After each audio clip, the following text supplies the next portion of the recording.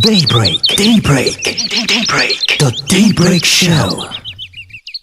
It is just tradition, it's just normal that when politicians are coming, they come with so many promises, and at the end of the day, by the time you take the Scotch shall you discover that they are far from achieving those promises that they have made. One of the things that we need to do is to be more involved in the political process. And when we talk about it, it's not about voting alone. Political process is a process, and we must be involved at all stages. That's the only thing that can make us be relevant. Until we're able to hold them accountable, it's going to be same old story since 1999.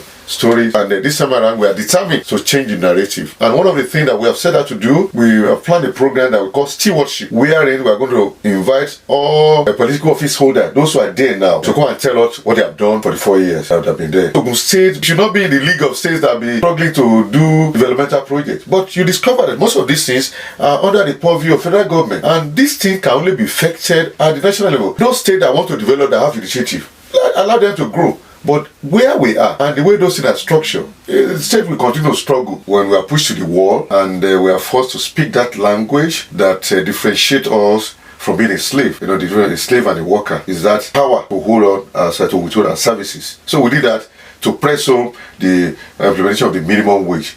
Arising from that MOU, one of the things we agreed was minimum wage. That has been done and continue to run. We thank God for that. One of those things I also asked for is the payment of gratuity. The leave allowance, yet unmet. Nothing has been done about leave allowance. Contributory pension, nothing has been done about it. And in fact, in my address yesterday, I said that in a few days ahead, we are going to engage government. To us, that contributory pension scheme has failed in the state and can no more work. Any government that fails to listen or to talk with us will only be creating problems for itself, and it will be its own peril. Nobody has monopoly of wisdom. By the time we engage and sit on the table, some of these problems, we can provide solutions, and it will be a win-win situation. If people are accountable to you, they see themselves as being accountable, knowing the power that you have. Chances are they want to listen to you. But if you allow strangers to come from nowhere, election time, blah, blah, blah, and we're going to do a lot of enlightenment for people to know. Because most times, people talk about labor, what are you doing? Labor cannot do it alone. The tax ahead is for everybody. Everybody's involved. Because if workers are well paid, they're not going to eat the money. It's going to have positive impact on the microeconomic situation of the state. Before now, we talk about asking for your right. Now, it must be fight for your right, because they will not yield. The bourgeois will not willingly yield to you. Engagement, enlightenment. If you're enlightened, you know the power that you have to vote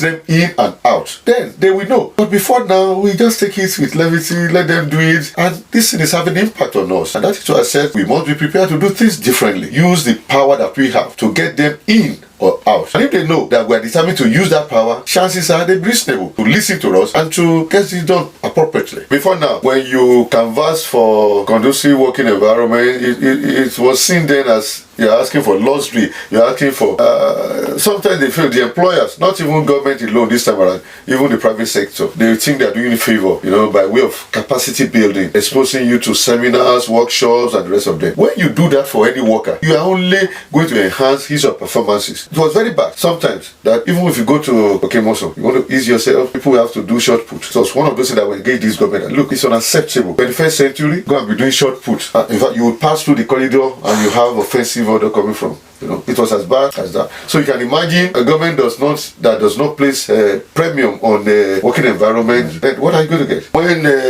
monies that are appropriated for certain things are not done, mismanaged, misappropriated, if we talk about downsizing, right-sizing, so the workers are the victim. And that is why the labor movement is more concerned about this corruption. For us to survive, is all of us, we must wage war, not verbal war alone. Our action, our component, we must expose corruption. Because if not, it will consume all of us. And that's why I said it's not isolation. It's a thing that has permitted every facet of our life. That our constitution is faulty. We talk about practicing a federalism. It is far, what we are practicing is far from a federal state. You will tell me the governor of a state, the chief security officer of the state, and yet he cannot give instruction to the commissioner of police. That has never worked. I don't know. The model we're approaching, the model of federating, I don't know where it has. It cannot work. And until we go and rethink and rework that constitution, we continue this patch. Imagine if a proclamation is made today that all the state governors should withdraw the vehicles given to police command in their various states. I tell you, police command in their various states will be left with nothing. When we are planning a program scheme, we should look at the sustainability component of it. And the way to go is this. Most times you see each government